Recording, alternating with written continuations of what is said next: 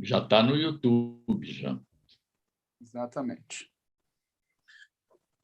Muito bem, senhoras e senhores, companheiros e companheiras, nós vamos dar início, neste momento, a mais uma atividade do ciclo O Brasil que Queremos, que é uma iniciativa de um conjunto de militantes do Partido dos Trabalhadores, encabeçados pela companheira Jandira Uehara e pelo companheiro Rui Falcão.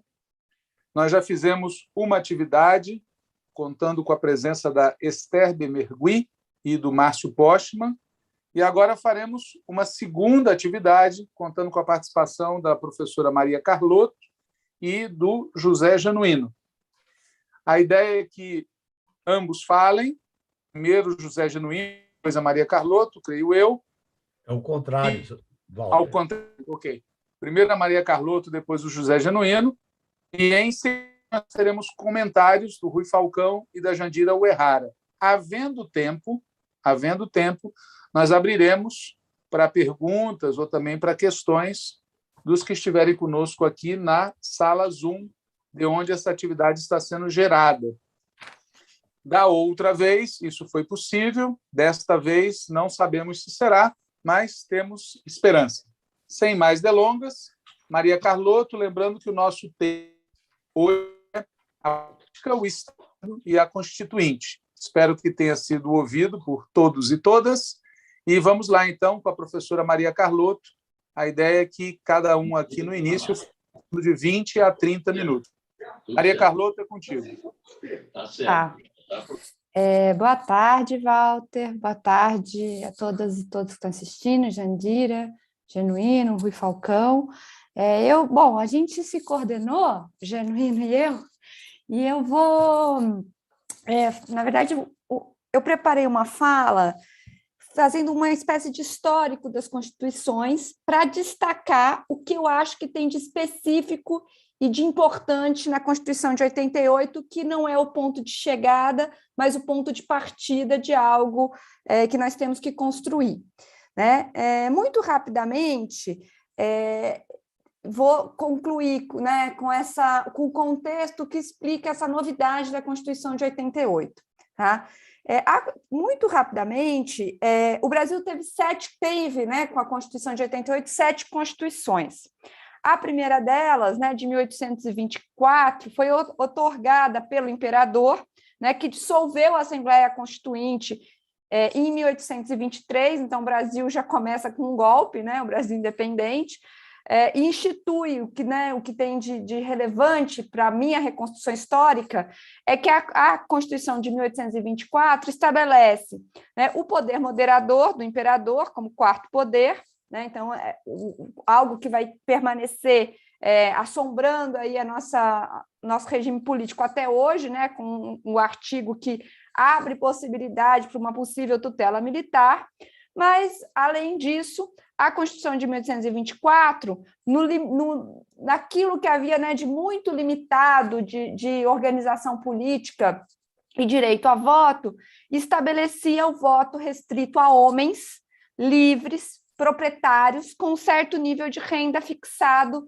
por alíquota anual, ou seja, o que o Brasil, né, o que se possibilitava de exercício da cidadania em 1824 era absolutamente restrito. E quando eu digo a homens livres proprietários, são homens mesmo, né? Obviamente, as mulheres também estavam excluídas juntamente com os escravizados da época. A segunda Constituição brasileira, de 1891, a da Primeira República, foi promulgada depois dos trabalhos da Assembleia Constituinte em 24 de fevereiro de 1891.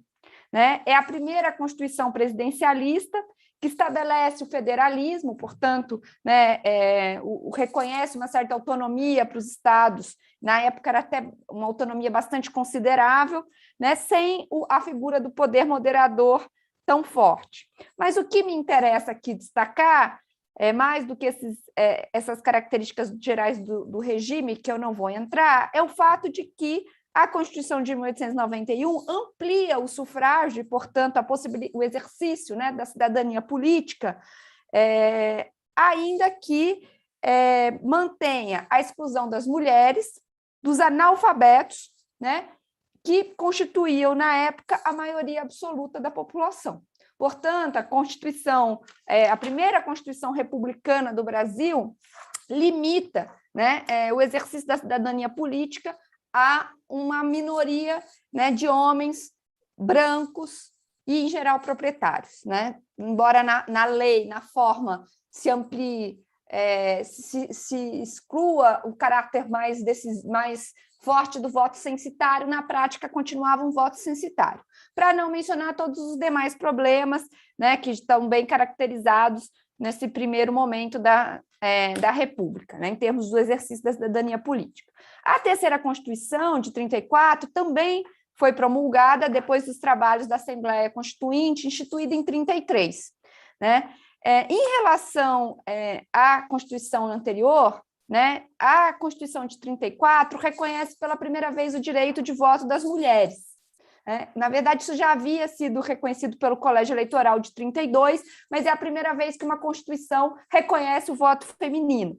Porém, a exclusão de mendigos, né, isso ou seja, a gente fez no Manifesto Petista, né, uma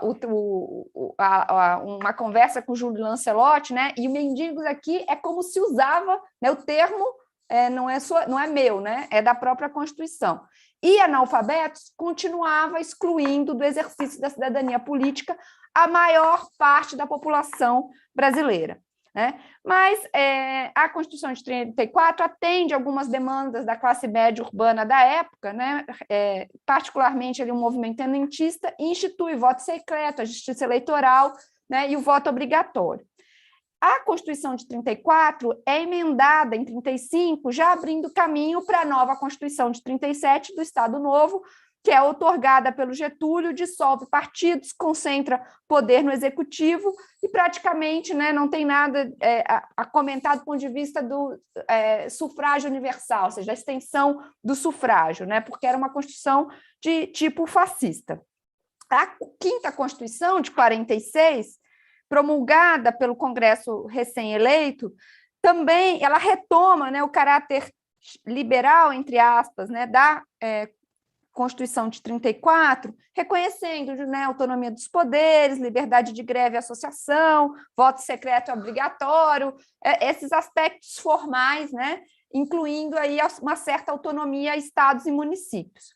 Porém, né, mesmo essa Constituição democrática de 46, no estilo da de 34, mantém a proibição do voto para analfabetos, né, e não impediu a proibição que se colocasse o Partido Comunista na clandestinidade pouco tempo depois. Ou seja, na prática, mesmo a Constituição Democrática de 46 é uma Constituição que excluía do exercício da cidadania política grande parte da população, até porque, em 1940, né, nós estamos falando de uma taxa de analfabetismo total da população de mais de 50%, né? Então nós estamos excluindo mais de metade da população do exercício da cidadania política. A Constituição de 67, e para alguns de 69, feita sob a égide da doutrina da segurança nacional, é uma Constituição absolutamente autoritária, né? Emendada várias vezes por atos institucionais, o mais importante deles, o ato institucional número 5, de 68, né, que concentrou poderes quase absolutos no executivo. E, veja, a Constituição de 68, como a gente sabe, de 67, 69, né, ela exclui, ela exclui a possibilidade de voto direto. Calma que eu estou perdida, achei que eu estou perdida aqui. Ela exclui a possibilidade de voto direto, né, nas eleições mais importantes, para presidente e para cidades, para as maiores cidades, né, para não falar de governadores e assim por diante.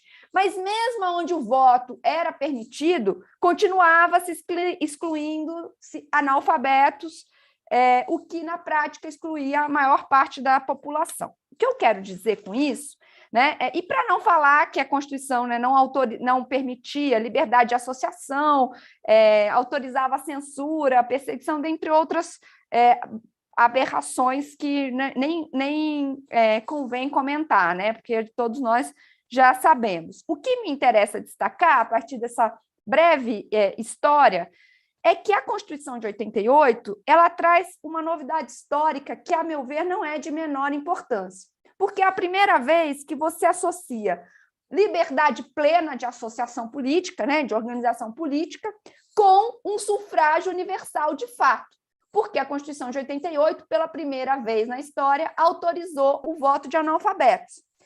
E se a gente considerar o censo, né, de 1980, nós estamos falando de 25% da população com mais de 15 anos, né, especialmente negros e mulheres.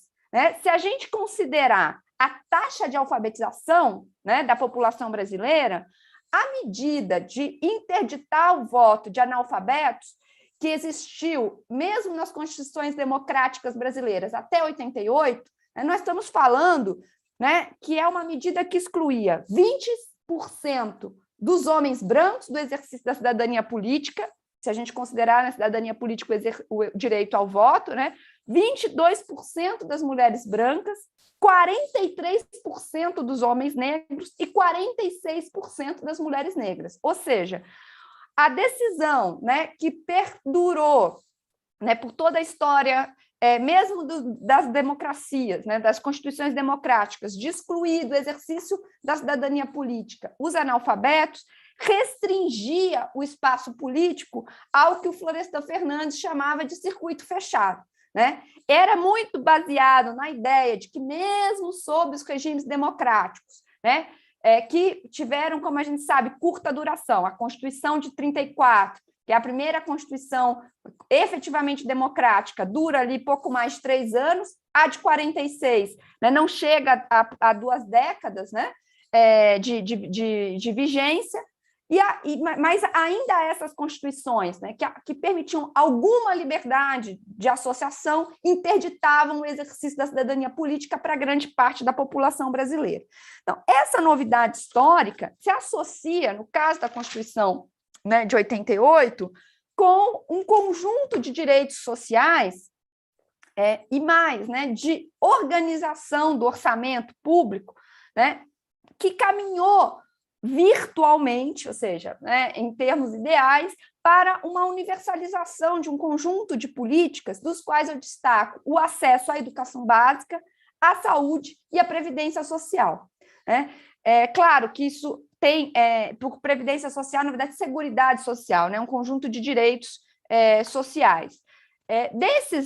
Veja, quando eu digo virtualmente, acho que o Genuíno vai comentar sobre isso, é porque isso já no momento seguinte esteve em disputa, né? Mas o fato é que a Constituição de 88, e quero destacar particularmente o artigo 212, que estabelece que a União não aplicará menos do que 18% da sua receita líquida de impostos anuais, e os estados e municípios 25% da sua receita líquida anual, de impostos anual, né, em educação, resultou num aumento muito expressivo da escolarização geral da população brasileira, né, tornando o analfabetismo um fenômeno, hoje em dia, residual. É claro que no nosso desmonte geral, até isso está em questão.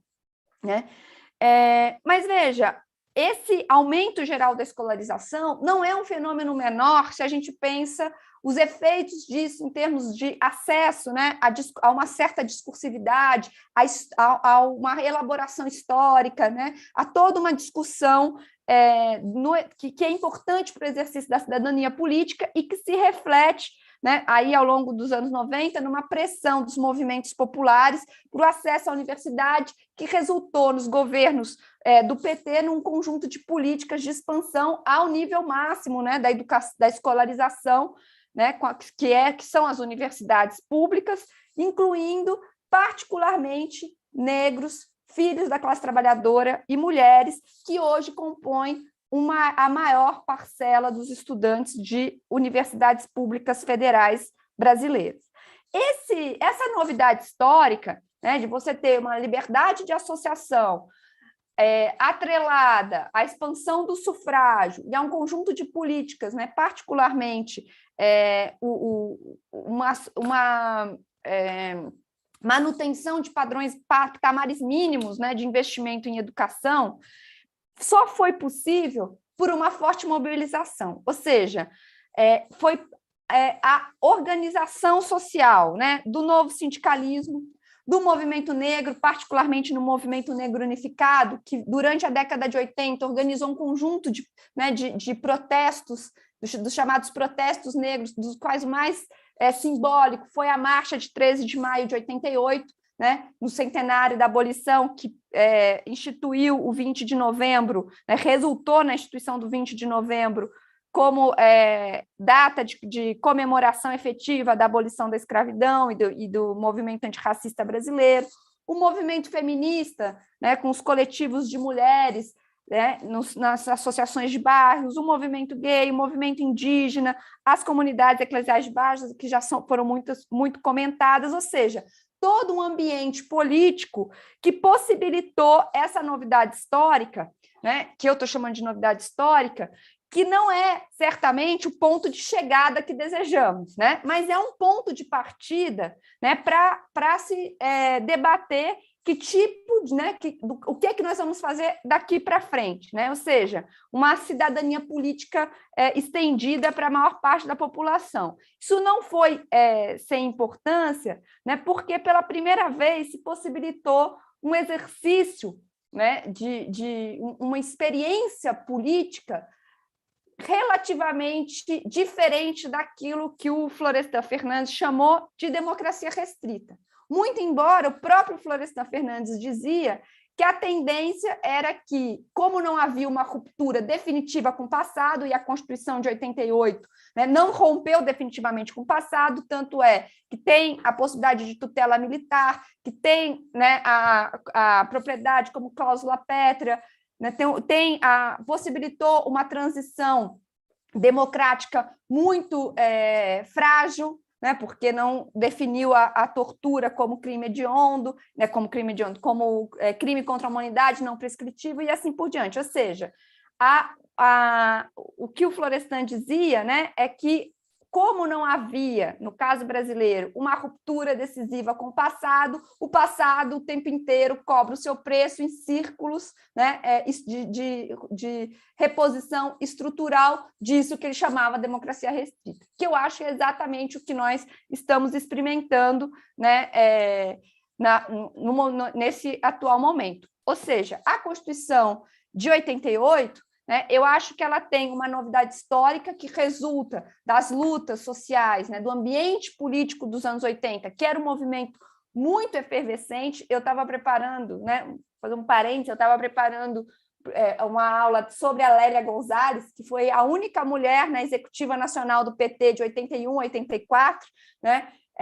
Então, preparando essa aula sobre a Lélia Gonzalez, é absolutamente impressionante a efervescência cultural dos anos 80, né? Os blocos de carnaval que se organizavam em torno da questão negra, os movimentos de mulheres, né, com ela e a Benedita no Rio de Janeiro, liderando um conjunto de organizações, né, de mulheres nas favelas, os movimentos sindicais, ou seja, era uma efervescência política que não se restringia à esfera política e não se restringia ao movimento sindical estrito sensu, né? Ele envolvia um conjunto de movimentos sociais, né? Um conjunto de demandas e manifestações culturais e de protesto dos mais variados tipos, que culminou certamente num ambiente político que possibilitou essa novidade histórica, que é a Constituição de 88, com a expansão do sufrágio e a afirmação da liberdade de associação plena, que, não obstante, não foi capaz de instituir nesta mesma Constituição as condições da permanência ou da expansão máxima dessa virtualidade, né? Tanto é fato que a gente experimentou o golpe parlamentar de 2018 e todo o conjunto de retrocessos, né, que nós estamos experimentando nesse momento, incluindo a perseguição do Lula, né, dentro dos marcos da Constituição de 88. Né? Então, ela é essa contradição, de um lado, né, de abrir uma novidade histórica em termos do exercício da cidadania política e, ao mesmo tempo, possibilitar todo o retrocesso que jogou por terra um conjunto, né, de conquistas. Obviamente, acho que o Genuíno vai comentar, né, acho que sobre isso. Eu acho que O que eu queria destacar é que na história brasileira, né, não dá para minimizar a importância, né, e a novidade da Constituição de 88, mas também não dá para se iludir que a Constituição de 88 é o nosso ponto de chegada. Na verdade, eu acho que ela é mais o nosso ponto de partida, né? E o que nós temos que discutir é o que da Constituição de 88 nós queremos preservar e o que da Constituição de 88 nós queremos transformar. Mas, em qualquer cenário, só é possível, ou só será possível, ir além da Constituição de 88 se a gente for capaz de ir além do que foram os anos 80 em termos de organização política, de protesto, né, de inovação cultural e de força social da nascente sociedade civil brasileira, ou da renascente sociedade civil brasileira daquele período. Basicamente é isso, acho que no debate a gente pode discutir em mais detalhes alguns aspectos dessa proposta que eu fiz aí de pontapé inicial do debate. Maravilha, muito obrigado, Maria Carlotto, e sem delongas, passo direto para o José Genuíno. É contigo, Genuíno. Bem, companheiros e companheiras, Maria Carlotto, você fez uma introdução com alguns aspectos importantes.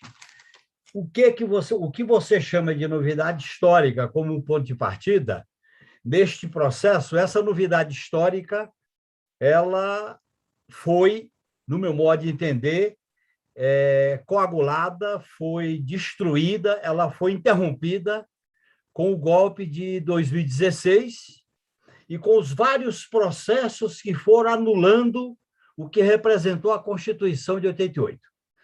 Eu vou mostrar aqui que a Constituição de 88, com todos esses aspectos que você coloca, ela foi se transformando numa ossatura sem carne.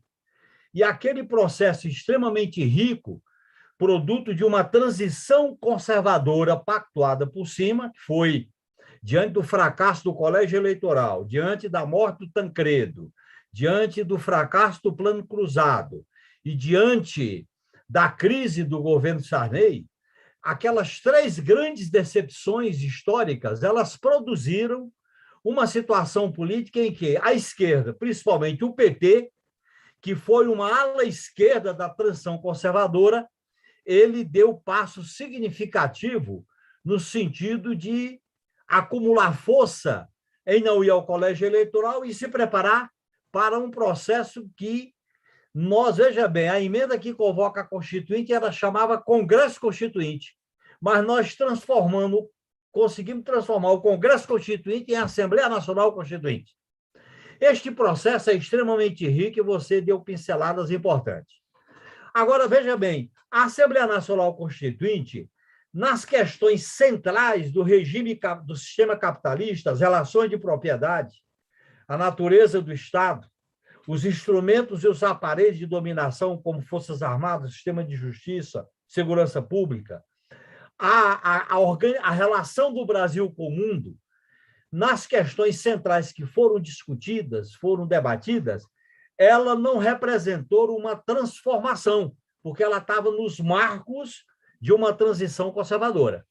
Essa transição conservadora ela foi contraditória porque, diante da crise do pacto com aqueles três fatos, a esquerda, dirigida particularmente pelo PT, na relação com os movimentos sociais, como você colocou muito bem, e na atuação competente e combativa, fez com que a Constituinte produzisse uma Constituição, que produz um fato interessante. A esquerda não defendia 100% a Constituição de 88, nem a direita combatia 100% a Constituição de 88. Portanto, ela fica uma Constituição aberta. E não é por acaso, companheiros, que todos os governos eleitos após a Constituição de 88 eles iniciavam propondo um conjunto de reformas. Foi assim com o Collor, que não deu certo. Foi assim, principalmente com Fernando Henrique Cardoso, que adotou a plataforma neoliberal no que diz respeito ao Estado, a relação com o capital estrangeiro no que diz respeito à empresa nacional. Depois foi assim, inclusive foi assim, que eu acho que hoje eu faço uma avaliação de um equívoco, como o nosso governo que iniciou a governabilidade com a reforma constitucional, no caso da reforma da Previdência. e da reforma tributária. Então, a própria Constituição de 88 ela ficou aberta, e essa abertura representa um outro dado. Não é por acaso que a primeira eleição geral de 89, os partidos que hegemonizaram a Constituição de 88 fracassaram na disputa política. O segundo turno vai ser Collor e Lula. Não é Covas, não é Afif Domingues, não é Ulisses Guimarães. Veja bem, isso é um retrato de que aquela hegemonia conservadora ela estava se trincando. E, ao se trincar, veio a possibilidade da esquerda, com Lula no segundo turno, disputar a eleição em 89. Veja bem, a Constituição de 88 ela ficou um projeto, vamos dizer assim, aberto, em que, além dos pontos que você citou, Carlotto, na questão dos direitos e garantias, é uma inovação. Nos direitos sociais, também. No financiamento das políticas públicas, também, inclusive a criação do SUS.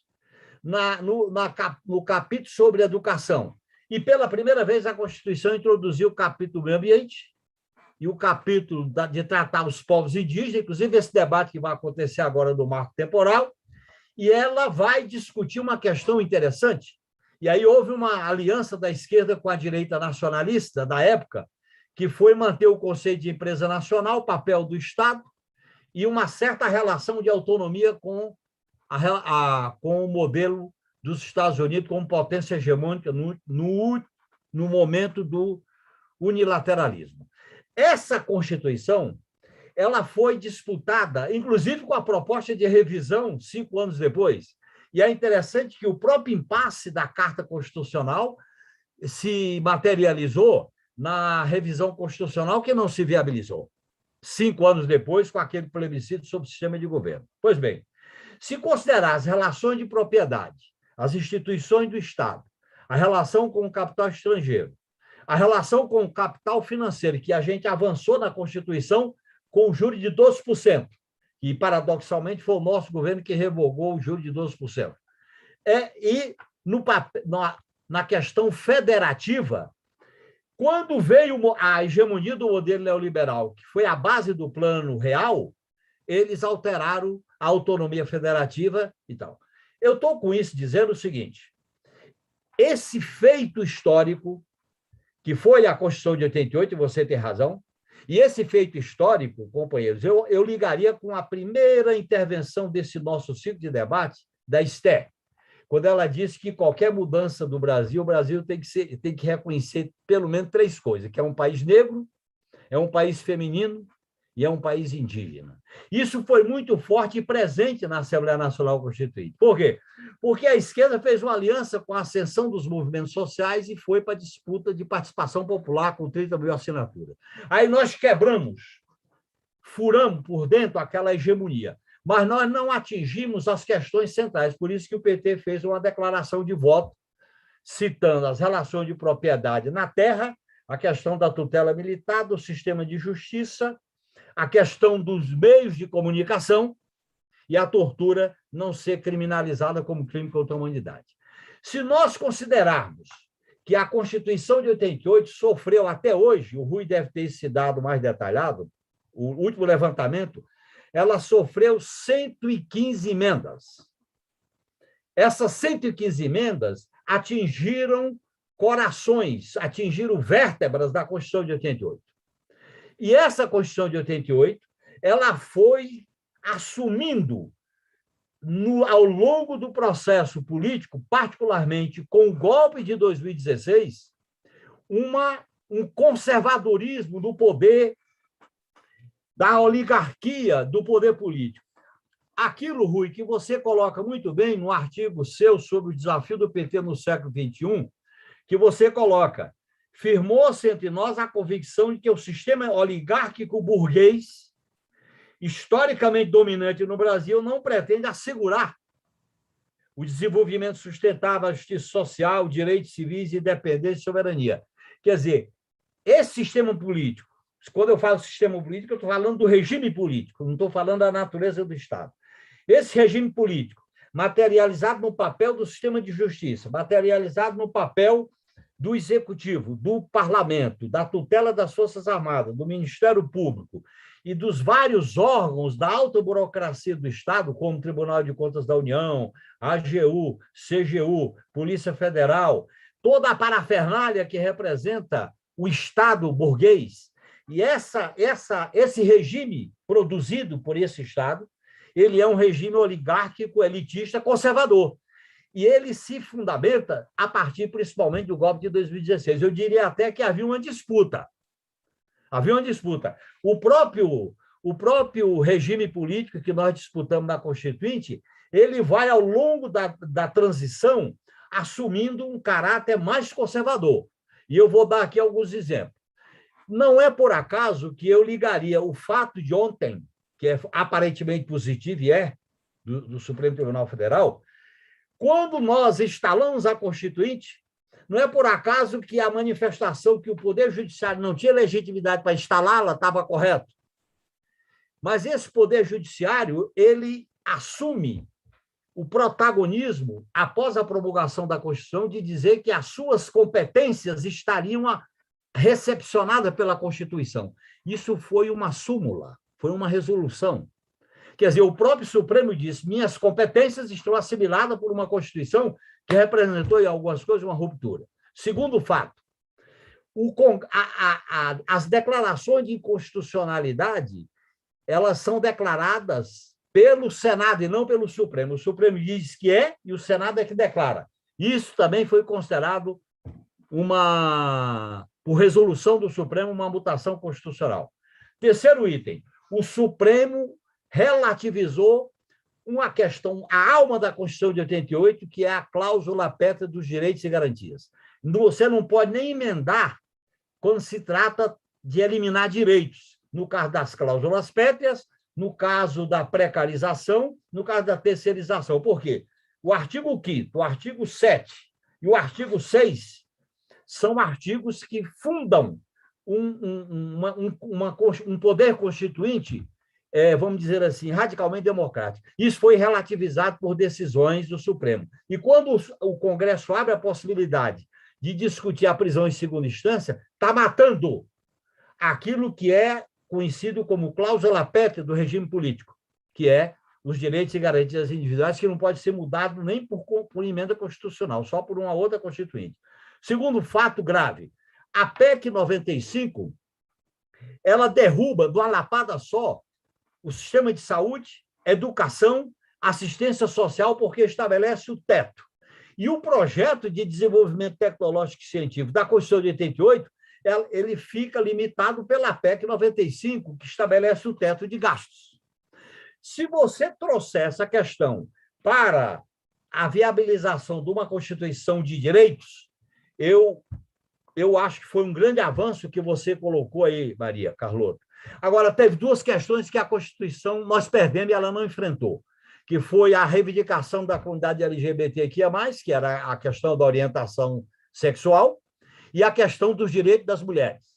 Essas duas questões nos direitos nós perdemos. Ganhamos a questão do racismo como crime prescritível, ganhamos a definição da área indígena e quilombola como cláusulas importantes, que está esse impasse agora no marco temporal, ganhamos uma mudança no conceito de família, que é a partir da união estável, e introduzimos a universalidade do voto a partir dos 16 anos.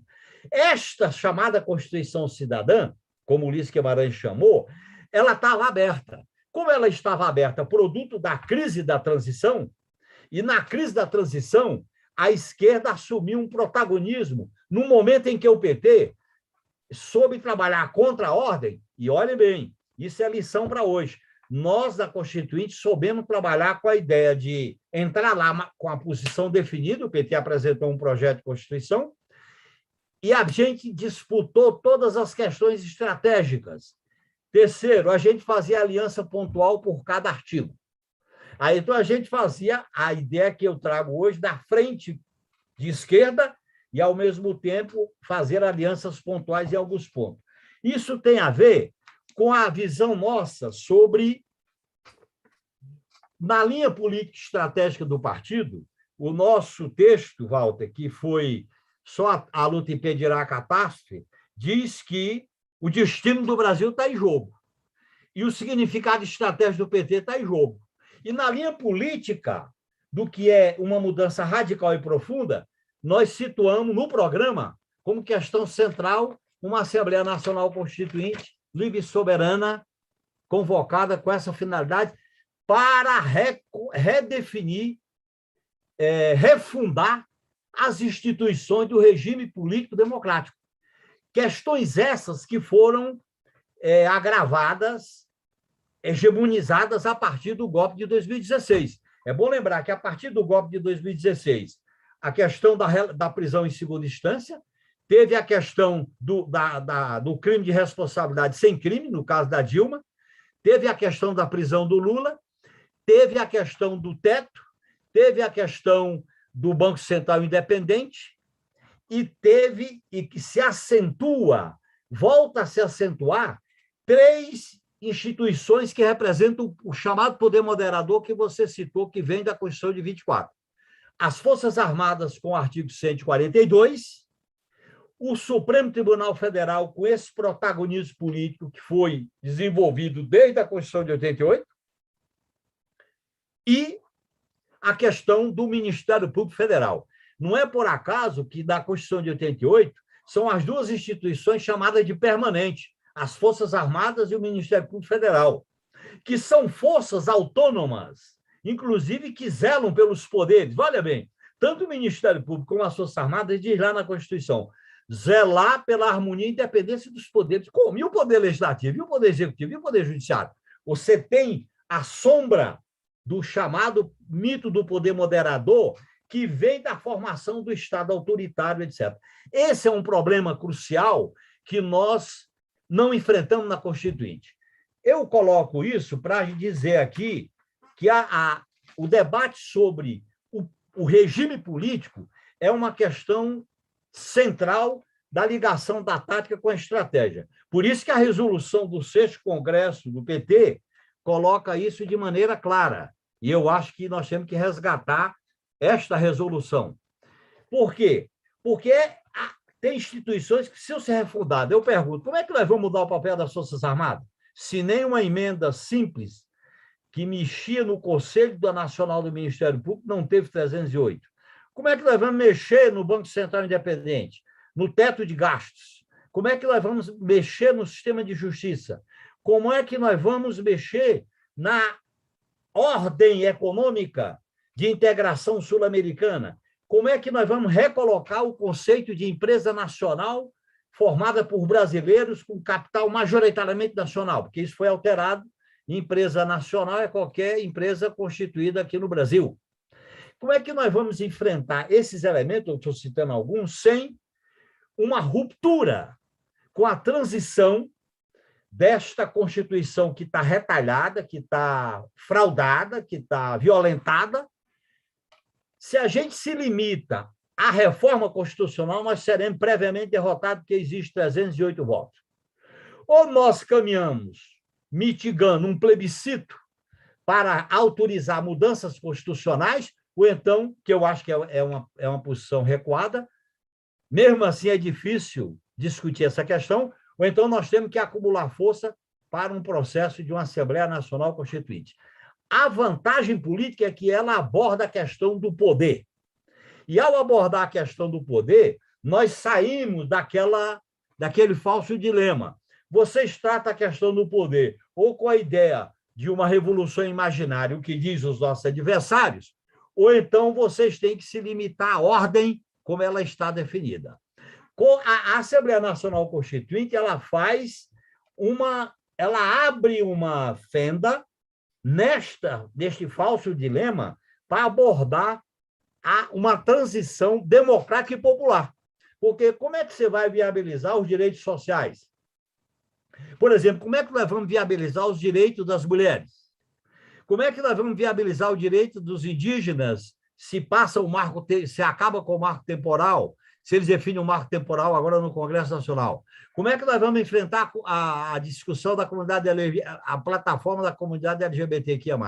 Então, a Assembleia Nacional Constituinte ela tem que estar associada a uma avaliação deste processo E a avaliação deste processo, companheiros e companheiras, tem que produzir para a esquerda, e particularmente para o PT, em aliança com os demais partidos de esquerda, uma proposta. Se não é o ponto de partida, tem que ser o ponto de chegada para um outro modelo de transição.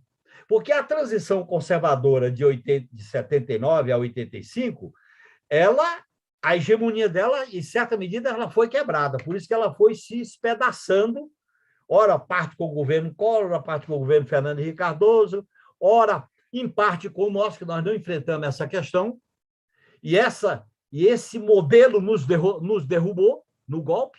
Quando nós retomamos essa questão, ou então nós vamos caminhar por dentro de uma ordem, que, mesmo que se diga que é uma ordem constitucional, não é mais uma ordem do poder originário, vamos chamar assim, do poder originário, como se diz. Que poder originário é esse que mudou 115 emendas? Certamente vai chegar já a 118, porque não está dos precatórios, não está da reforma administrativa, e parece que tem uma outra que não está.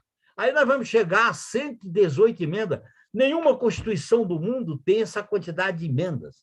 E não são quaisquer emendas, são emendas que violentaram a alma daquilo que representou o que você colocou, Maria, como um processo histórico que se iniciou. Esse processo histórico que iniciou, a hegemonia conservadora que se expressou no golpe de 2016 coagulou ela.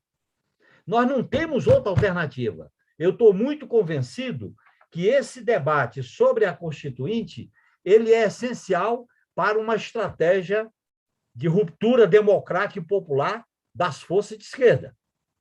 Podemos até não começar com isso, mas que nós teremos que passar por essa questão na disputa política, eu não tenho a menor dúvida, que nós temos que afirmar, de acumular força, fazer o debate, principalmente rompendo com a seguinte questão. Os hermeneutas tentam transformar a Constituição numa interpretação. Os intérpretes da Constituição. Isso é uma visão idealista, reacionária. Constituição é um pacto político de disputa. Vários pontos dessa Constituição, inclusive, que nós defendemos, foi objeto de quebra de microfone, puxando um revólver, quebrando pau, lá dentro do Congresso Nacional, com o povo ocupando as galerias, jogando dinheiro. Até que uma vez nós chegamos à Polícia Quebrada e disse, doutor Ulisses, um dia tem que entrar o pessoal da gravata e outro dia tem que entrar o pessoal da sandália havaiana. Porque se você quer botar o povo aqui dentro, porque aí ele dizia, o judiciário não tem rampa para o povo subir. O Planalto está com o Sarney, não dá. Traz aqui para dentro. Agora tem que trazer mesmo. Não adianta só vir aqui a FEBRABAN, a UDR e as Fiesp. Você tem que botar o povo.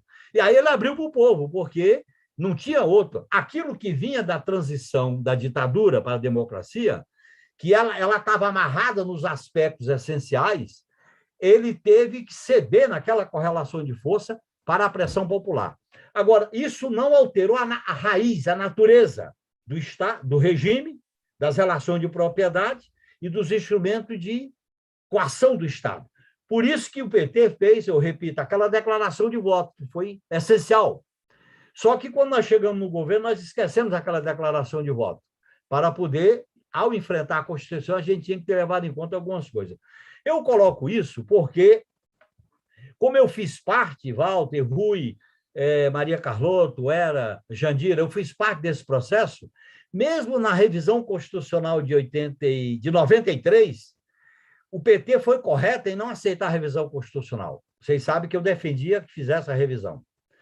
Porque se a gente tivesse feito a revisão em 93, certamente isso que representou avanços para o nosso governo teria sido liquidado na revisão constitucional de 93, que era a preparação da disputa política de 94, que antecedia o Plano Real.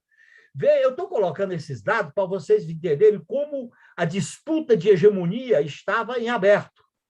E essa disputa que estava em aberto predominou a maioria conservadora, autoritária, e principalmente com o golpe de 2016. É muito difícil a gente não associar a crise dos nossos governos, por não ter feito rupturas seletivas, e como se deu o golpe com com uma cobertura constitucional por dentro da lei e da ordem. Quer dizer, a legalidade constitucional do golpe pelas Forças Armadas, mídia, Lava Jato, Supremo Tribunal Federal, o parlamento e a influência norte-americana estava respaldado por uma institucionalidade que tanto podia cobrir em aberto aquilo que podíamos fazer como governo democrático e popular, como cobriu e justou o retrocesso. Por isso, Rui, que eu volto a dizer que você tinha razão com esse artigo quando você fala desse regime político conservador que eles não querem abrir mão para fazer as mudanças que a Constituição sinalizou. E para concluir o debate, aquilo que representou o povo, eu costumo dizer que o Brasil teve 2 momentos que o povo se reconheceu. Foi na Constituinte, que o povo ocupou Brasília com as emendas populares, iam para lá, falavam, usavam a tribuna, mulheres, a bancada do batom, aquela cena do Krenak pintando o rosto de preto, a comunidade LGBTQIA+, os vários movimentos se identificavam. Aquilo ali foi se diluindo e foi predominando com as reformas liberais, neoliberais, um pacto conservador, constitucional, e aí entra um complicador, cujo agente político passa a ser o Supremo Tribunal Federal. O Supremo Tribunal Federal interpreta, analisa, ele, inclusive, para vocês terem uma ideia, eu tenho essa curiosidade aqui para expor para vocês, a Constituição de 88, nos seus impulsos democráticos, liberais, estabeleceu que o Senado Federal é quem declarava se uma lei era inconstitucional ou não. O Supremo disse que isso aqui, que é da Constituinte, feriu a competência do Supremo Tribunal Federal e considerou nula. Quando nós fomos discutir, por exemplo, o sistema de mídia não formal, o sistema de mídia virtual, TV por assinatura, etc., tal, o Supremo Tribunal Federal decidiu que essa questão não podia passar pelas autorizações do sistema de comunicação normal de rádio e televisão. Aí, veja bem, o Supremo Tribunal Federal diz que a prisão em segunda instância pode ser relativizada, mas quando você pode caçar uma rádio ou uma televisão, um canal de televisão, tem que ser por transição transitada e julgada até a terceira instância. Quer dizer que para prender uma pessoa é a segunda instância, mas para caçar um canal de rádio e televisão é a terceira instância. É interessante esse debate, eu estou colocando, porque isso dá razão à posição que nós defendemos, que eu coloco aqui no debate, para a nossa reflexão, de que nós não podemos separar, nós não podemos deixar de integrar numa estratégia radicalmente democrática e popular, na maneira de tratar o regime e o poder, a Assembleia Nacional Constituinte livre e soberana, como condição para fazer a refundação, as mudanças das instituições capazes de viabilizar a defesa dos interesses populares, dos interesses da população trabalhadora, dos explorados e oprimidos. Quer dizer, esse é um embate que não está resolvido, não está concluído, e nós estamos dentro dele. E eu acho que esse debate é importante, porque se a gente for para uma disputa dentro da ordem que foi se consolidando, principalmente com o golpe de 2016 e a eleição manipulada, e a gente aceitar os limites dela e não questioná-la, e nós só podemos questionar se a gente propor um outro pacto constitucional de refundar as instituições, e é disso que se trata, a democracia participativa, a democracia deliberativa, a democracia... Por exemplo, como é que nós vamos enfrentar a tutela, Maria Carlota, do orçamento? O orçamento impositivo só se justifica para discutir programas e subprogramas. O orçamento impositivo com emenda individual é a negação da governabilidade. Teto de gasto é a negação, Banco Central Independente é a negação, Forças Armadas é a negação. Eu enumeraria aqui 6 tutelas constitucionais que impedem um programa democrático popular. Teto de gasto, Banco Central Independente, Forças Armadas, Ministério Público, orçamento impositivo com emendas individuais, e eu acrescentaria a nova hegemonia dos Estados Unidos para a América do Sul, que não quer a integração sul-americana, por isso que eles publicaram aquele texto A América é Nossa. Então, esses desafios só através de um debate radicalmente democrático sobre a necessidade de uma Assembleia Nacional Constituinte, que não é um debate jurídico, não é um debate de intérpretes, não é um debate de entendidos. É um debate que nós temos que traduzir com as reivindicações populares. Muito obrigado pela atenção de vocês. Obrigado, Genuíno. Pergunto ao Rui ou à Jandira qual dos dois vai começar. É o Rui? Rui, é contigo, então. Bom, boa tarde. Cumprimentar todos e todas que nos acompanham. Um belo retrospecto histórico e político feito aqui pelo José Genuíno, que foi testemunho ocular da história e presente, e a Maria Carlotto, professora da Universidade Federal do ABC, nossa companheira aqui do Manifesto Petista, fez uma pesquisa histórica interessante sobre as constituições brasileiras, as 7 constituições, ressalvando desde a origem, desde o período republicano, assim chamado, como há uma exclusão deliberada das elites em relação às maiorias, não é em relação às minorias, é em relação às maiorias. Em primeiro lugar, as mulheres, em conjunto com as mulheres, os analfabetos, que abrangiam a maioria da população brasileira, entre os analfabetos, predominância de negros e mulheres, e assim vai se dando a chamada democracia liberal brasileira. Nos tempos mais recentes, eu acho que vai ficando claro cada vez mais que há uma incompatibilidade no plano mundial entre a necessidade irrefreável do capitalismo de se reproduzir eternamente e os entraves que a própria democracia liberal apresenta para que o capitalismo se expanda em toda a sua pretensão. Inclusive, em meio a essa crise mundial hoje, que, como nós temos descrito, é uma crise econômica, social, política, ambiental, cultural, social, portanto, uma crise global que exige de nós todos e todas uma solução global para essa crise. Aqui no Brasil, essa crise está em toda a sua profundidade.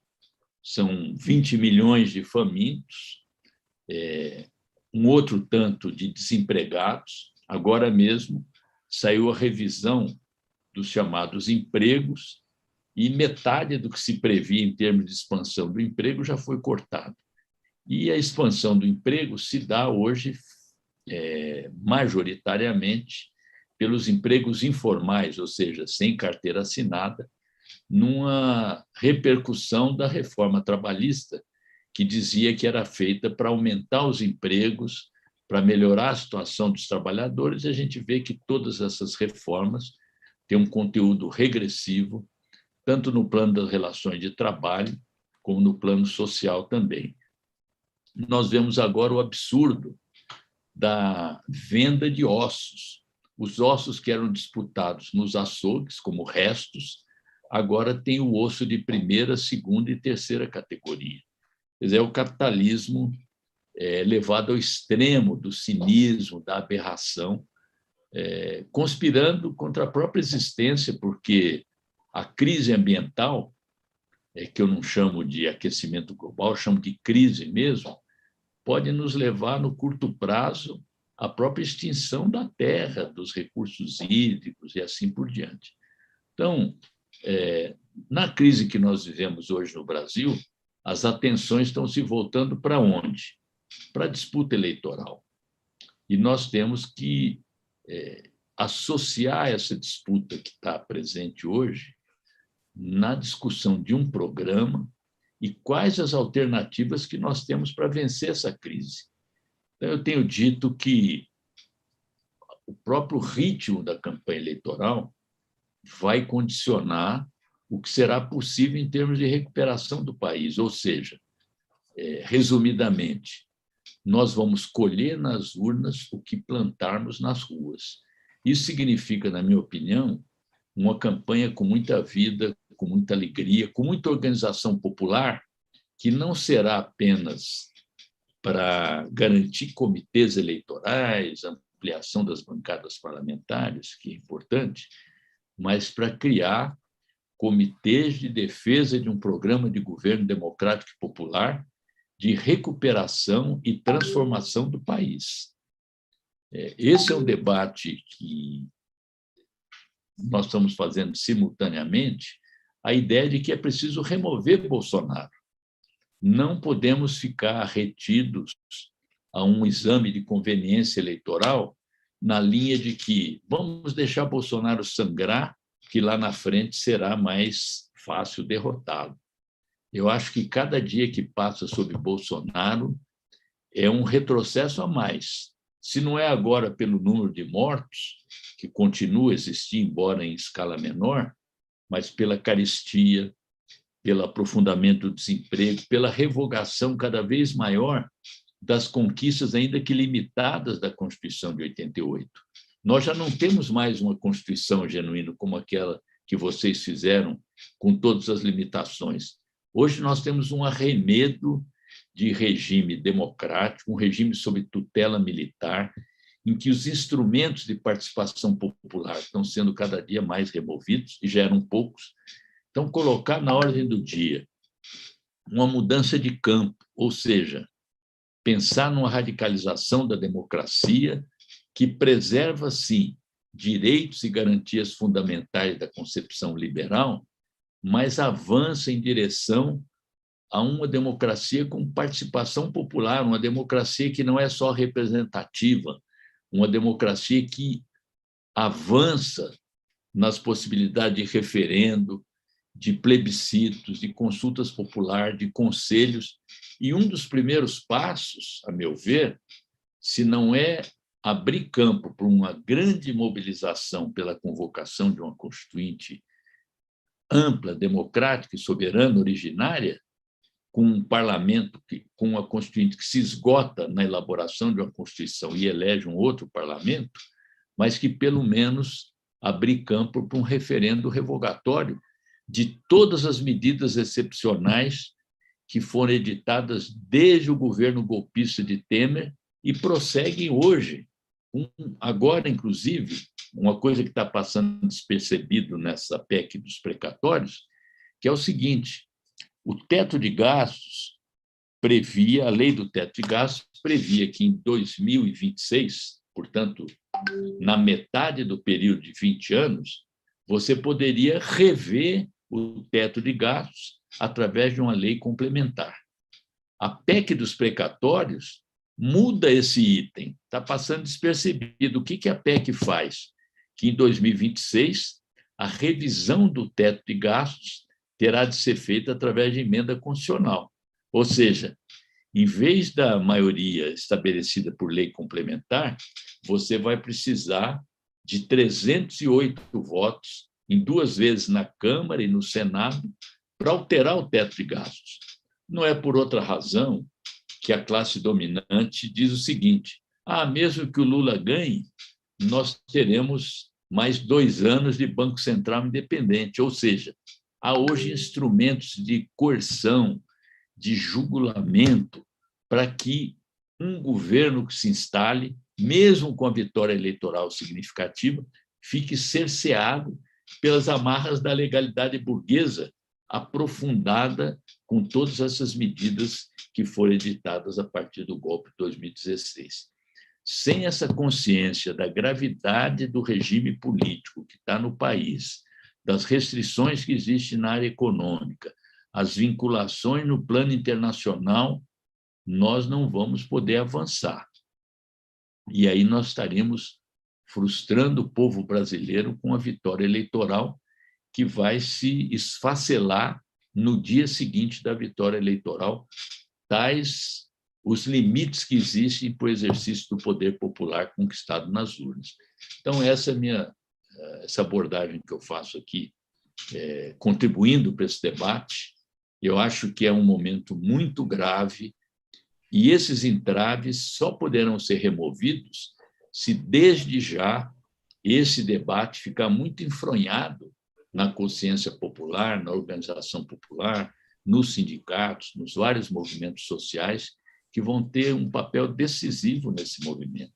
Quer dizer, pensar numa campanha eleitoral e num governo instalado, como foi 2002, nós vamos dar com os burros na água e acabar com esse pragmatismo absurdo que deixa de analisar a realidade política, a correlação de forças, a necessidade de organização popular, pensando tão somente em aumentar as bancadas parlamentares. Elas são importantes, é preciso aumentá-las, inclusive qualitativamente, mas depender tudo do parlamento.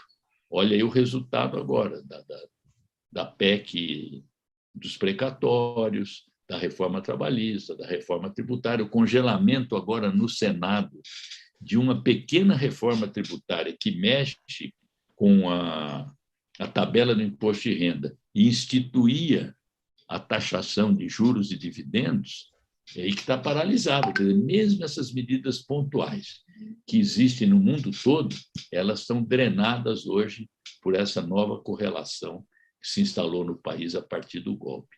Então, acabar com o golpe significa também ter esse movimento de mobilização e esclarecimento para que a gente possa ter um outro tipo de regime político instalado no país. Para não falar dessas medidas casuísticas, como a questão do semiparlamentarismo, a questão da prisão em segunda instância e outros casuísmos que a imaginação dos juristas e políticos burgueses colocam na mesa para a população discutir.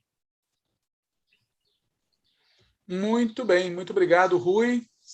Passo, então, para Jandira Uehara.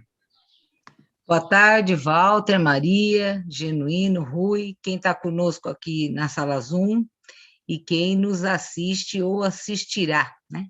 Bom, a Maria, a Carlotto, o Genuíno deram hoje, nesse debate, uma contribuição fundamental, né, sobre a Constituição de 88, os limites e avanços, e a necessidade de construirmos uma força política e social para que a gente possa, quer dizer, construir uma Assembleia Constituinte livre e soberana e colocar em prática, né, um programa democrático e popular.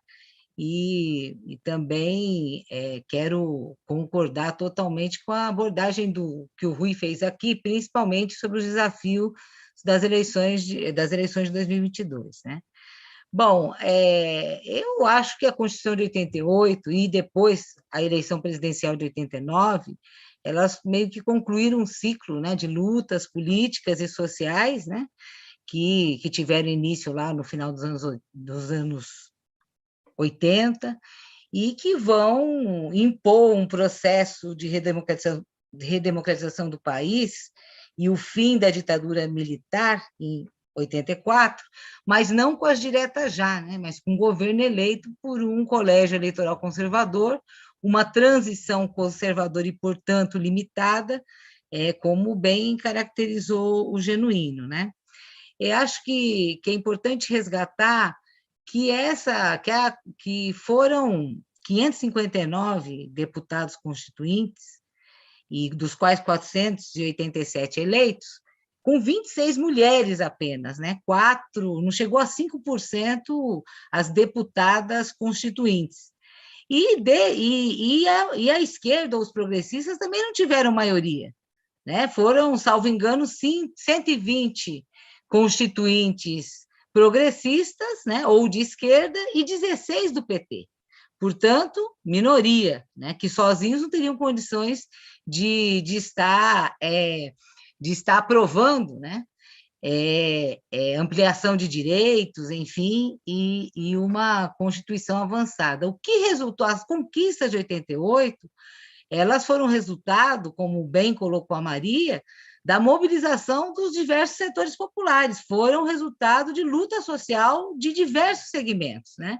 E não estavam restritos, portanto, a um debate interno ao Congresso a Assembleia Constituinte, né? Portanto, essa questão segue atualíssima, como bem o Rui colocou. Tão ou mais importante do que a alteração de correlação de forças no Congresso, e é claro que nós queremos e precisamos aumentar a bancada e qualificá-la, é a organização e a mobilização popular e a luta social, né? E nós precisamos discutir um programa democrático e popular para, como também disse o Rui, plantar nas ruas o que queremos colher nas urnas. E esse processo de luta social, eleitoral e de disputa política e ideológica precisam ser consignadas num programa, né, que é o que pode construir neste processo, tá certo, de lutas, né, a gente chegar numa correlação de forças que permita uma constituinte democrática e soberana, né? E veja, se a gente for ver, quer dizer, a correlação de forças lá na Assembleia Constituinte e alguns pontos importantes que foram assegurados na Constituição, né, a questão da igualdade de gênero, os avanços que teve em relação à luta das mulheres, a criminalização do racismo, o direito de votos dos analfabetos e as consequências, né, que isso teve na política e na cidadania, né, política, né? E, bom, e a universalização dos direitos sociais, da saúde, da educação, quer dizer, esse resultado foi muito além, né, da correlação de forças ali interna. Então, repito, a questão do processo de luta social é fundamental, né, no processo eleitoral e no que nós queremos colher depois enquanto governo, né? Bom, mas eu queria também ressaltar aqui que as conquistas, né, os avanços, tá certo? Também foram muito limitados, né? Porque nós vamos ter uma série de questões que não foram tratadas como foram colocadas aqui. Por exemplo, a questão da reforma agrária, né, a proibição em terras ditas produtivas sem nunca ter se definido o que é produtivo, a tutela, que já foi citada aqui, das Forças Armadas, tá certo?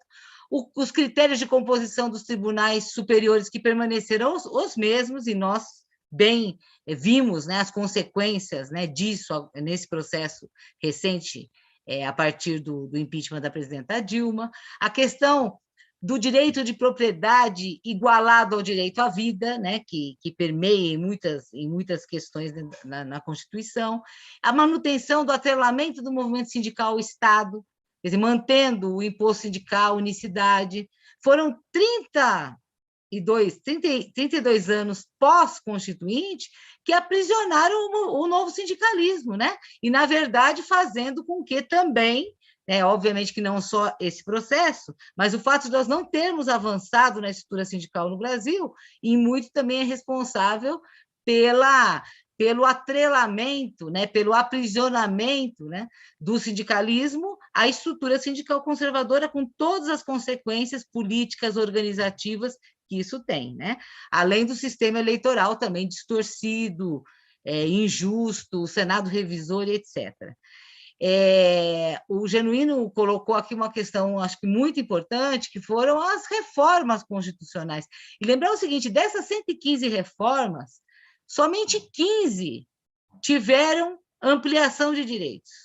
E dessas 15 que tiveram ampliação de direitos, 11 foram durante os governos Lula e Dilma, né? Lembrando, entre elas, a PEC das domésticas e outras, né?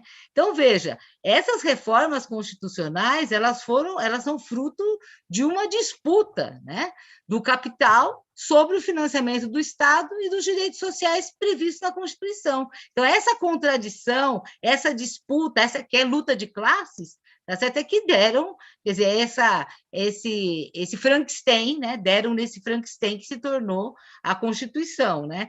E eu quero também ressaltar uma outra questão importante que tem a ver com essa disputa, né, da luta de classes do capital. Desde a promulgação da Constituição, nós tivemos 7 emendas constitucionais que trataram da questão da previdência social. Todas elas, em maior ou menor grau, aumentaram o tempo de trabalho, restringiram ou reduziram o benefício da classe trabalhadora.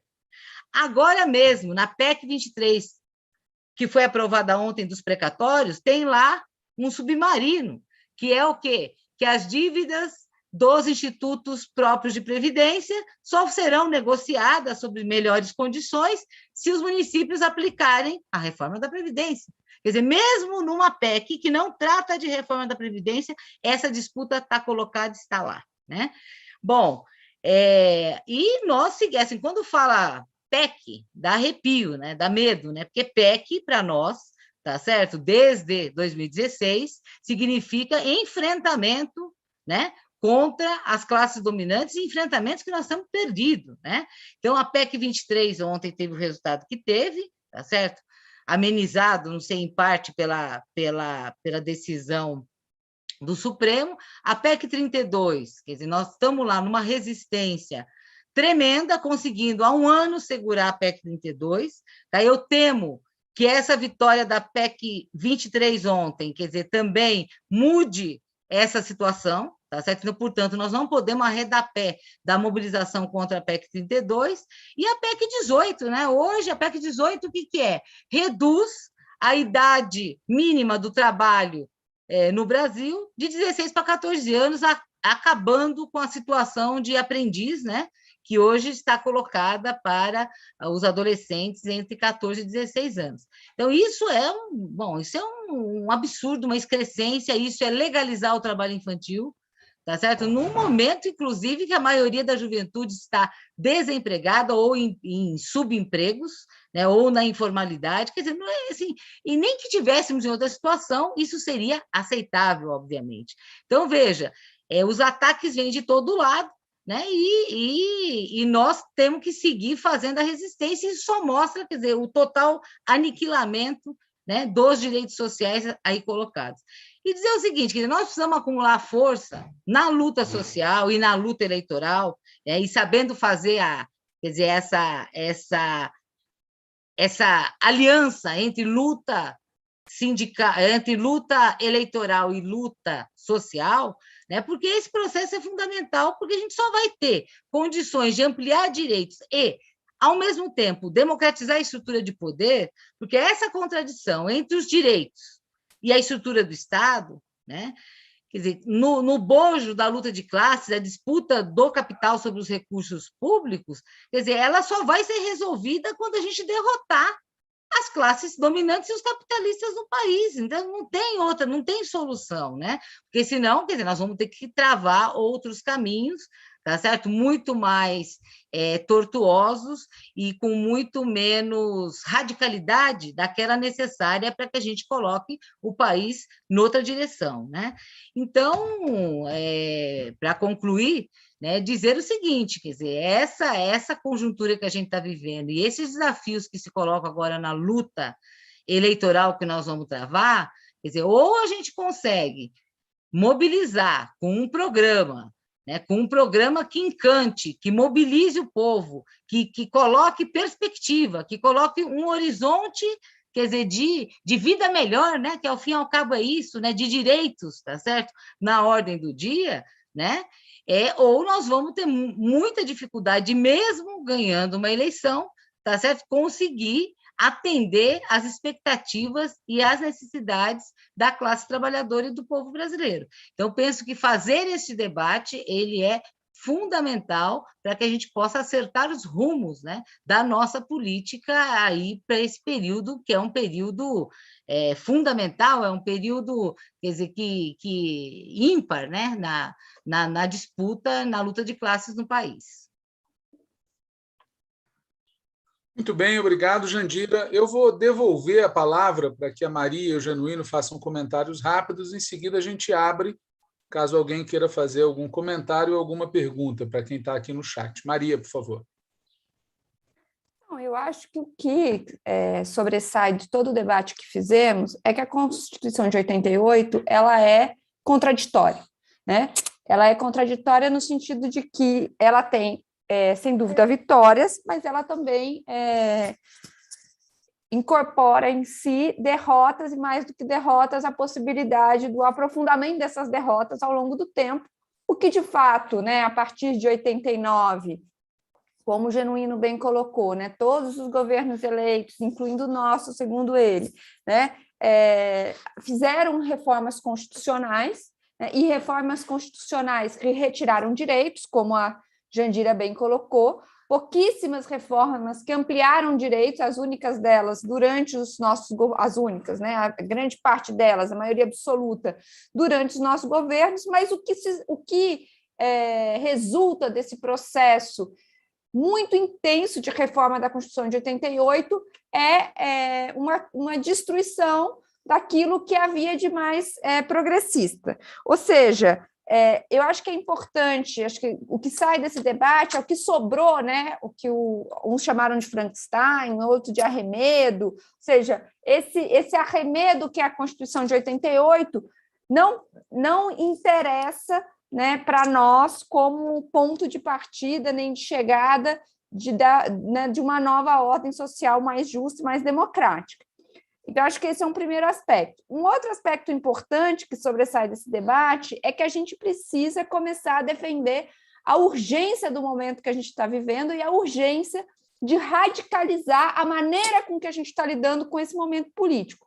E radicalizar no sentido de que, a partir desta ordem constitucional totalmente retalhada não só porque nela, né, na Constituição de 88, você tem resquícios autoritários dessa ordem oligárquico-burguesa, né, que o Genuíno colocou, como você tem também o neoliberalismo atravessando os direitos que estavam reconhecidos na Constituição, né? Por tudo isso, a gente tem uma urgência, né, política de alterar, de subir o tom das nossas reivindicações, né? Como acho que o Rui Falcão colocou, né? Um reverendo revogatório ao mínimo, né? Mas a gente deveria começar a trabalhar para construir um horizonte utópico um pouco mais aberto do que o que a gente está trabalhando, né? E o problema, e com isso eu termino, é que esse horizonte utópico muito rebaixado com o qual a gente está trabalhando, ele não vai permitir que a gente sequer alcance as vitórias limitadas que a gente está projetando, né? Então, se a gente acha que a gente vai se eleger em 22, inclusive aumentando a nossa bancada, né? E que com isso a gente vai conseguir governar, mesmo que num patamar baixo, eu acho que a gente está bastante enganado, né? Porque a frustração que esse processo vai gerar vai ser, inclusive, contraprodutivo para o mínimo que a gente quer fazer. Então, tudo isso dito, eu acho que a Constituição de 88 representa, sem dúvida, né, uma vitória importante, história, uma novidade histórica. É preciso saber o que ela gerou, inclusive, de potencialidade para a luta que a gente quer fazer no próximo período, porque, como bem o Genuíno colocou, ainda não houve uma mudança de regime, né? E o próximo período eu estou considerando 2022, mas a gente precisa começar a trabalhar com um horizonte de expectativa um pouco mais amplo. E isso inclui, para isso é fundamental inaugurar um debate sobre a Constituição de 88 e sobre o porquê que ela, e dentro dos marcos dela, nós não vamos conseguir fazer sequer o mínimo que a gente quer, né, se propor. Então, eu acho que a gente tem que ampliar um pouco o nosso horizonte de expectativas, questionando o lugar histórico, né, dessa Constituição e do que sobrou dela. E nós não vamos fazer isso, né, como a gente tem dito, né, nas nossas atividades do Manifesto Petista, a frio. A gente só vai conseguir fazer isso a quente, como foram os anos 80.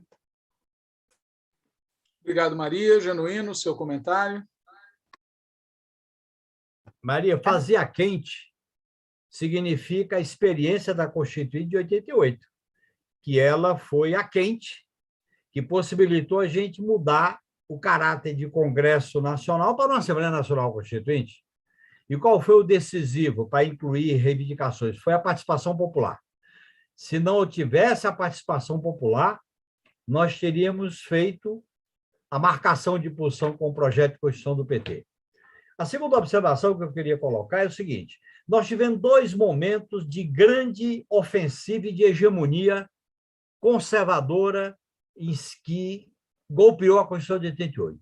O primeiro foi a hegemonia das políticas neoliberais do FHC, quando mudou na ordem econômica, mudou o conceito de empresa nacional e o papel do Estado e o processo de privatizações que ocorreu no período do primeiro mandato dele, culminando com a reeleição, que foi uma emenda constitucional. Então, veja bem que E o segundo grande momento dessa consolidação do conservadorismo autoritário foi o golpe de 2016 e as decorrências disso, que foram o quê? A PEC 95, que aniquila todas as políticas sociais da Constituição de 88. Segundo, terceirização e precarização aniquila o artigo 7. Prisão em segunda instância, que tá um debate no Supremo, e tem emenda constitucional que é inconstitucional, aniquila de morte o artigo 5º, que é o mais importante da Constituição. E a submissão aos Estados Unidos aniquila os princípios fundamentais da integração regional como política, como princípio da Constituição. Aí eu pergunto, as pessoas que se opõem à defesa de uma Assembleia Nacional Constituinte, eu pergunto, o que é? É uma espécie, é uma vitrine que você tem uma espécie de formato bem visto, mas não tem conteúdo. O conteúdo foi aniquilado pelo processo conservador e autoritário. Eu estou citando casos concretos. Isso é fundamental colocar, por quê? Porque, primeiro, que eu acho interessante, Jandir, o que você colocou, a maioria das emendas não foi para acrescentar direito, foi para eliminar. E as emendas que garantiam direito foram mínimas. E as emendas que aboliram o direito foram essenciais. Não é por acaso, pessoal, que a Previdência sofreu 7. A Previdência teve 7 emendas constitucionais, não é por acaso. Aí o que acontece? A burguesia dizia a Constituição é ingovernável, o país é ingovernável com ela. Criou a tese da ingovernabilidade. E nós defendíamos a Constituição dizendo que dá para governar com base nela.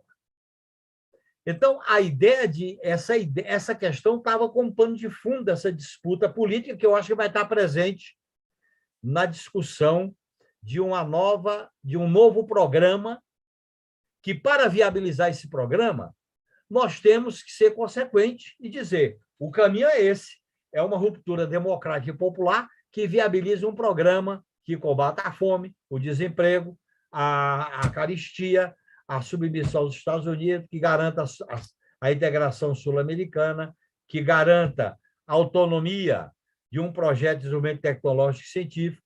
Esse é uma questão que eu acho que nós vamos ter que nos defrontar com ela, porque a experiência constitucional do Brasil, ela é uma experiência que nos chama a atenção o protagonismo político das instituições que não estão submetidas à soberania popular. Só para brincar aqui, Maria Carlota, como professora, uma vez o Ulisses Guimarães fez um discurso da Constituição Coragem, e ele defendendo que ela não provocava a ingovernabilidade. Aí ele diz, os poderes legislativo e executivo garantirão a governabilidade. Eu disse, doutor Ulisses, por que você não cita o judiciário? Como eu tinha, na época, só 30 e poucos anos, ele disse, menino, lá não tem rampa. Eu disse, o que chama a rampa? A rampa é que o povo sobe e desce.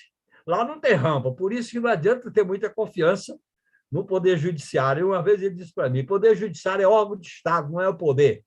Poder é o que emana da soberania popular através do voto. Era um velho liberal que a gente tem que lembrar essas coisas dele, né? E a gente acabou esquecendo esse ensinamento e fomos depositando no judiciário muitas das nossas demandas com a ideia de que o republicanismo judicial ele seria capaz de resolvê-la. Veja bem aonde nós nos metemos. Obrigado, Genuíno. Bom, pessoal, nós estamos, então, chegando no encerramento de mais esse seminário do ciclo O Brasil que Queremos. É uma iniciativa de um grupo de militantes, a Jandira Uehara, o José Genuíno, Breno Altman, Guida Calisto, Maria Carlotto, Rita Camacho, Rui Falcão e esse que vos fala. Nós já fizemos um debate com o Márcio Postman e com a Esther Bemergui. Agora estamos fazendo este debate aqui com Maria Carlotto e José Genuíno. Faremos próximos, temos já várias ideias de temas, de convidados, mas a gente vai fazer uma pequena reunião dos 8 que eu citei para conversar sobre o segmento. Talvez façamos ainda um debate ainda esse ano, por exemplo, sobre a questão internacional, e retomaremos certamente todo mês no ano que vem. Então, eu já perguntei pelo chat, mas eu estou vendo que o Rui está aqui se movimentando. Perguntei a Jandira, ela disse que ela não queria acrescentar mais nada. Pergunta ao Rui se quer acrescentar alguma coisa antes da gente encerrar.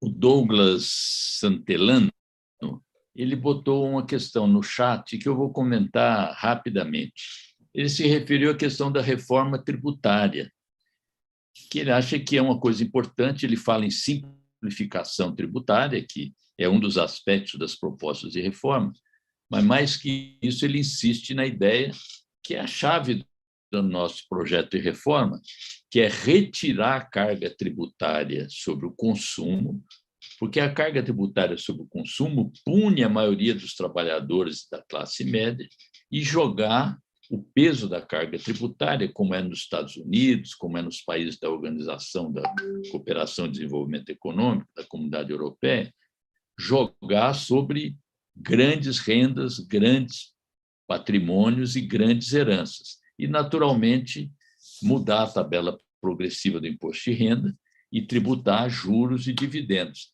Ele acha que é possível fazer tudo isso sem aumentar o conjunto da carga tributária, ou seja, redistribuir a carga tributária sem aumentar a carga geral, que é aquilo que o Lula tem dito.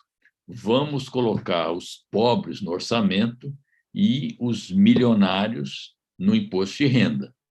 Vocês viram que, em meio à crise agora, não só os grandes bancos aumentaram em 30% seus lucros, como também surgiram 40 novos bilionários no Brasil. Então, essa é uma questão chave para a democracia brasileira. Mudar a questão da carga tributária, fazer uma reforma tributária, não no sentido que tem sido feito, de forma regressiva. Então, Douglas, muito obrigado aí pelas suas observações. Continue participando conosco. Jandira, eu, Walter, Genuíno, Maria Carlotto, Breno, Douglas e outras. Queremos continuar esse debate e sugestões como a sua ajudam muito a gente a avançar nessa direção. Muito bem. Isto posto, damos por encerrada aqui mais essa atividade e nos encontraremos com a presença da Anitta, que acabou de surgir aqui. Que lá está ela, fazendo o maior caos. Está fechado seu microfone, Rui. É aqui da nossa turma, não é a outra Anitta que não. Com certeza. Pessoal, obrigado a todos que nos acompanharam pelo YouTube, obrigado quem estava aqui na sala Zoom, cumprimento a quem vier nos assistir, fora Bolsonaro, e nos encontramos noutras atividades. Um abraço. Fora